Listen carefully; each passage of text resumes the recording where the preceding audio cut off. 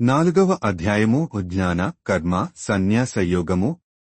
4వ అధ్యాయంలో శ్రీకృష్ణుడు తను ఉపదేశించే ఈ జ్ఞానంపై దాని యొక్క సనాతనమైన మూలాన్ని తెలియచేయటం ద్వారా అర్జునుడి విశ్వాసాన్ని దృఢపరుస్తున్నాడు. ఈ సనాతనమైన శాస్త్రాన్ని తాను ప్రారంభంలో సూర్య భగవానుడికి చెప్పానని, ఆ తరువాత పరంపరగా మహాత్ములైన రాజులకు అందించబడింది అని కృష్ణుడు వివరించాడు. ఇప్పుడు అదే మహోన్నతమైన యోగశాస్త్రమును తన ప్రియ మిత్రుడు భక్తుడు అయిన అర్జునుడికి తెలియపరుస్తున్నాడు. ఇప్పుడు ప్రస్తుతం తన కళ్ళెదురుగా ఉన్న శ్రీకృష్ణుడు ఎన్నో యుగాల క్రితం సూర్య భగవానునికి ఈ శాస్త్రాన్ని ఎలా చెప్పాడని అర్జునుడు అడుగుతాడు. జవాబుగా శ్రీకృష్ణుడు తన అవతార దివ్య రహస్యాన్ని తెలియపరుస్తాడు. భగవంతుడు సనాతనుడు, పుట్టుకలేనివాడు అయినా తన యోగమాయ శక్తిచే ధర్మాన్ని పరిరక్షించటానికి ఈ భూలోకంలోకి దిగివస్తాడని చెప్తాడు. కాని ఆయన జన్మ కర్మలు దివ్యమైనవి, అవి ఎన్నటికీ భౌతిక దోషములచే కళంకితం కావు. ఈ రహస్యం తెలిసినవారు దృఢవిశ్వాసంతో భక్తిలో నిమగ్నమవుతారు మరియు ఆయనను పొందిన తరువాత ఈ లోకంలో తిరిగి జన్మనెత్తరు. తదుపరి ఈ అధ్యాయం కర్మల స్వభావాన్ని విశదీకరిస్తుంది మరియు కర్మ, అకర్మ మరియు వికర్మ అనబడే 3 సూత్రాలను వివరిస్తుంది. ఎంతో నిమగ్నమైన పనులలో ఉన్న కర్మయోగులు ఏ విధంగా అకర్మ స్థితిలో ఉంటారో, తద్వారా ఎలా కర్మ బంధాలలో చిక్కుకోరో ఇది వివరిస్తుంది. ఈ విజ్ఞానంతో ప్రాచీన మునులు జయాపజయాలతో సంబంధం లేకుండా సుఖదుఃఖాలను ఒకేలాగా పరిగణిస్తూ కేవలం ఒక యజ్ఞంలాగా భగవంతుని ప్రీతి కోసం తమ పనులను కర్మలను ఆచరించేవారు. యజ్ఞం అనేది అనేక రకాలుగా ఉంటుంది. అందులో చాలా రకాలు ఇక్కడ చెప్పబడ్డాయి. యజ్ఞం అనేది సరిగ్గా అర్పణ చేయబడ్డప్పుడు దాని అవశేషం అమృతంలా అవుతుంది. అలాంటి అమృతం స్వీకరించినప్పుడు కర్తలు మలిన శుద్ధి చేయబడతారు. కాబట్టి యజ్ఞం అనేది ఎప్పుడైనా సరైన దృక్పథంతో, సరైన జ్ఞానంతో చెయ్యబడాలి. ఈ జ్ఞానమనే నావ సహాయంతో ఘోర పాపాత్ములు కూడా లౌకిక దుఃఖ సాగరాన్ని దాటవచ్చు. పరమ సత్యాన్ని అనుభవపూర్వకంగా తెలుసుకున్న ఒక నిజమైన ఆధ్యాత్మిక గురువు ద్వారా ఇటువంటి జ్ఞానాన్ని నేర్చుకోవాలి. అర్జునుడి గురువుగా అతన్ని జ్ఞానమనే ఖడ్గం తీసుకుని తన హృదయంలో జనించిన సందేహాలని ముక్కలుగా ఖండించి లేచి తన కర్తవ్యాన్ని నిర్వర్తించమంటున్నాడు. శ్రీకృష్ణుడు పరమేశ్వరుడైన శ్రీకృష్ణ భగవానుడు ఇలా అన్నాడు, నేను ఈ యొక్క సనాతనమైన యోగశాస్త్రమును సూర్య భగవానుడైన వివస్వానుడికి చెప్పాను. అతను మనువు ఇక్ష్వాకునికి దీనిని ఉపదేశించారు. ఓ శత్రువులను జయించేవాడా, రాజర్షులు ఈ విధముగా యోగశాస్త్రమును పరంపరలో పొందినారు. కాని కాలగమనంలో అది ఈ లోకంలో లుప్తమైపోయినది, క్షీణించిపోయినది. అదే ప్రాచీనమైన పరమరహస్యమైన ఈ యోగ విజ్ఞాన శాస్త్రమును నేను నీకు ఈరోజు తెలియచేస్తున్నాను. ఎందుకంటే నీవు నా మిత్రుడవు మరియు భక్తుడవు, ఈ అలౌకిక జ్ఞానాన్ని అర్థం చేసుకోగలవాడవు. అర్జునుడు ఇలా అన్నాడు, నీవు వివస్వానుడి తరువాత ఎంతో కాలానికి పుట్టావు. మరి నీవు ఈ విద్యని అతనికి ప్రారంభంలోనే ఉపదేశించావు అంటే నేను దాన్ని ఎలా అర్థం చేసుకోవాలి? శ్రీ భగవానుడు ఇలా అన్నాడు, మన ఇద్దరికీ ఎన్నో జన్మలు గడచినవి ఓ అర్జునా. నీవు వాటిని మరిచిపోయావు, కాని అవన్నీ నాకు జ్ఞాపకం ఉన్నాయి ఓ పరంతపా. నేను పుట్టుకలేని వాడిని అయి ఉండి కూడా, సమస్త ప్రాణులకు ప్రభువునే ఉండి కూడా, నాశములేని వాడినై ఉండి కూడా, నేను ఈ లోకంలో నా యోగమాయా దివ్య శక్తిచే అవతరిస్తుంటాను. ఎప్పుడెప్పుడైతే ధర్మము క్షీణించునో, అధర్మము ప్రబలునో ఓ అర్జునా, ఆ సమయంలో నన్ను నేను భూలోకంలో సూచించుకుంటాను. ధర్మాత్ములను కాపాడటానికి, దుష్టులను నిర్మూలించటానికి మరియు ధర్మ సూత్రములను తిరిగి ప్రతిష్ఠాపించటానికి నేను ఈ లోకంలో ప్రతి యుగము నందు అవతరిస్తాను. నా యొక్క జన్మ మరియు కర్మల దివ్య స్వభావాన్ని ఎవరైతే అర్థం చేసుకుంటారో ఓ అర్జునా, వారు తమ దేహం విడిచిపెట్టిన తరువాత తిరిగి జన్మనెత్తవలసిన అవసరం లేదు. వారు నా నిత్యశాశ్వత ధామానికే వస్తారు.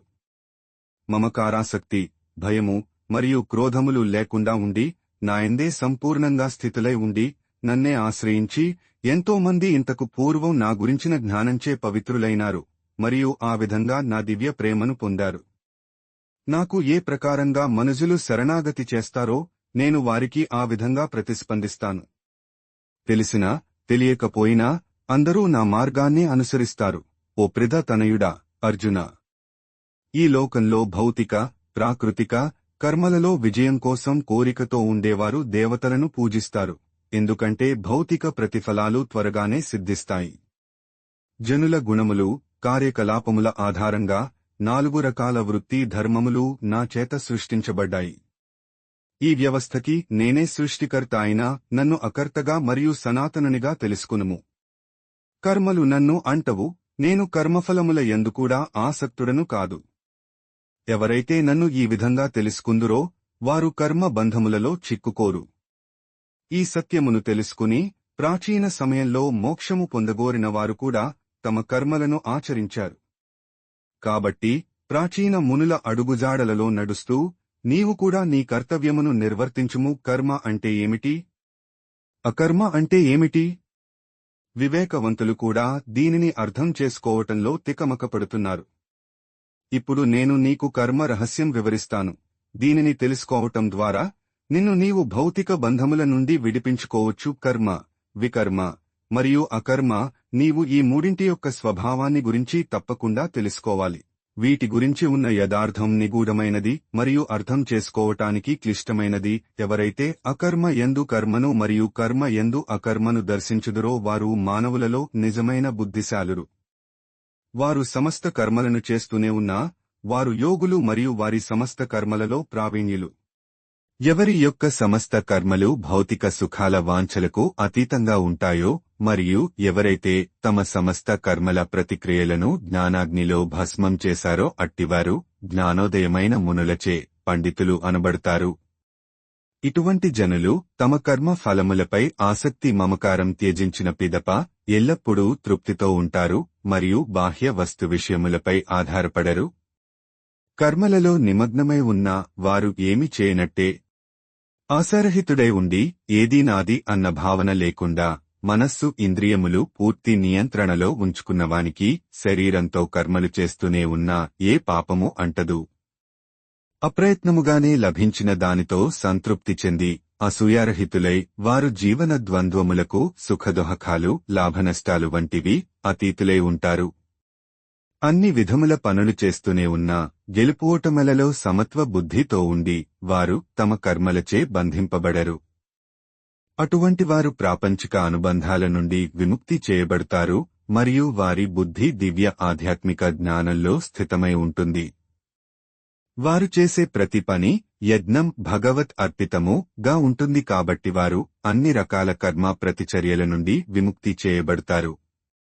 సంపూర్ణ భగవత్ ధ్యాసలోనే నిమగ్నమైన వారికి హోమద్రవ్యము బ్రహ్మమే, దానిని యజ్ఞంలో సమర్పించడానికి ఉపయోగించే స్రువము బ్రహ్మమే, యజ్ఞకర్మ బ్రహ్మమే, యజ్ఞాగ్ని కూడా బ్రహ్మమే.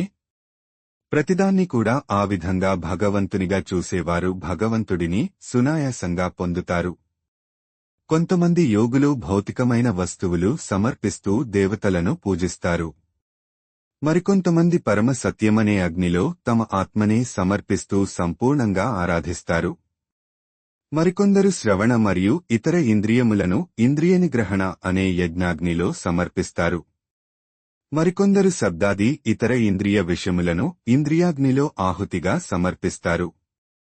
కొందరు జ్ఞానముచే ప్రేరణ నుండి తమ ఇంద్రియ క్రియాకలాపములన్నిటినీ మరియు తమ ప్రాణశక్తిని కూడా నిగ్రహించిన మనస్సు యొక్క అగ్నిలో సమర్పిస్తారు. కొందరు తమ సంపదని యజ్ఞంలా సమర్పిస్తారు, మరికొందరు కఠినమైన నిష్ఠలను యజ్ఞంలా సమర్పిస్తారు.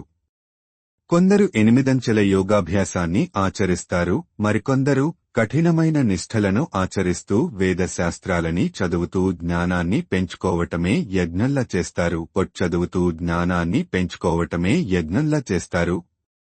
మరికొందరు లోనికి వచ్చే శ్వాస యందు బయటకు వెళ్లే శ్వాసను యజ్ఞముగా సమర్పిస్తారు, వేరొకరు బయటకు వెళ్లే శ్వాస యందులోనికి వెళ్లే శ్వాసను సమర్పిస్తారు. కొందరు ప్రాణశక్తి నియంత్రణలో నిమగ్నమై ప్రాణాయామాన్ని నిష్ఠతో అభ్యాసం చేస్తూ లోనికి వచ్చే బయటకు వెళ్లే శ్వాసల నియంత్రణ చేస్తుంటారు. ఇంకా మరికొందరు ఆహారాన్ని తగ్గించి శ్వాసను ప్రాణశక్తిలో యజ్ఞంగా సమర్పిస్తారు. యజ్ఞం తెలిసిన వారంతా ఇటువంటి ప్రక్రియల ద్వారా తమ తమ మలినముల నుండి శుద్ధి చేయబడతారు. యజ్ఞము యొక్క రహస్యము తెలిసినవారు దానిని ఆచరించి అమృతతుల్యమైన దాని అవశేషము స్వీకరించి పరమ సత్యం దిశగా పురోగమిస్తారు. ఓ కురువంశ శ్రేష్ఠుడా, ఏ విధమైన యజ్ఞము చేయనివారు ఈ లోకంలోగాని పరలోకంలోగాని ఎటువంటి సుఖమును పొందజాలరు. ఇలాంటి వివిధ రకాల యజ్ఞములు అన్నీ వేదముల యందు వివరించబడ్డాయి. అవి విభిన్న రకాల పనుల నుండి ఉద్భవించినవి అని తెలుసుకునుము. ఈ జ్ఞానమే నీ యొక్క భౌతిక బంధ చిక్కుముడిని ఖండించివేస్తుంది. ఓ శత్రువులను లోబరుచుకునేవాడా, యాంత్రికముగా ద్రవ్యముతో చేసే యజ్ఞము కన్నా జ్ఞానంతో చేసే యజ్ఞము ఎంతో శ్రేష్టమైనది. ఏదేమైనా ఓ పార్థ, అన్ని యజ్ఞ కర్మలు జ్ఞానమునందే పరిసమాప్తమగును. ఒక ఆధ్యాత్మిక గురువుని చేరి పరమ సత్యమును నేర్చుకునుము. వినయంతో ఆయనను ప్రశ్నలు అడుగుతూ మరియు ఆయనకు సేవ చేయుము.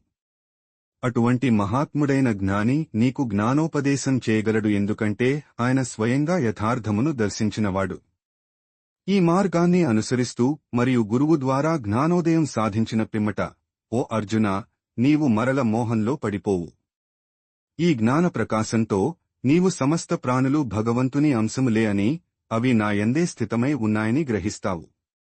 పాపాత్ములందరికంటే పరమ పాపిష్టివారు అని పరిగణించబడిన వారు కూడా ఈ ప్రాపంచిక భవసాగరాన్ని ఆధ్యాత్మిక దివ్య జ్ఞానమనే పడవలో స్థితులై ఉండి దాటిపోవచ్చు. ఎలాగైతే ప్రజ్వలించే అగ్ని కట్టెలను భస్మము చేయునో, ఓ అర్జునా, జ్ఞానాగ్ని కూడా భౌతిక కర్మల నుండి జనించే ప్రతిక్రియలన్నిటినీ భస్మము చేయును. ఈ లోకంలో దివ్య ఆధ్యాత్మిక జ్ఞానం కంటే పవిత్రమొనర్చేది వేరే ఏమీ లేదు. చాలా కాలం యోగ సాధనతో అంతఃకరణ శుద్ధి సాధించిన తరువాత కాలక్రమంలో ఈ జ్ఞానం సాధకుని హృదయంలో పొందబడుతుంది. గాఢమైన శ్రద్ధావిశ్వాసాలు కలవారు మరియు తమ మనోయింద్రియములను నియంత్రణ చేసే అభ్యాసము చేసినవారు దివ్య ఆధ్యాత్మిక జ్ఞానాన్ని పొందుతారు.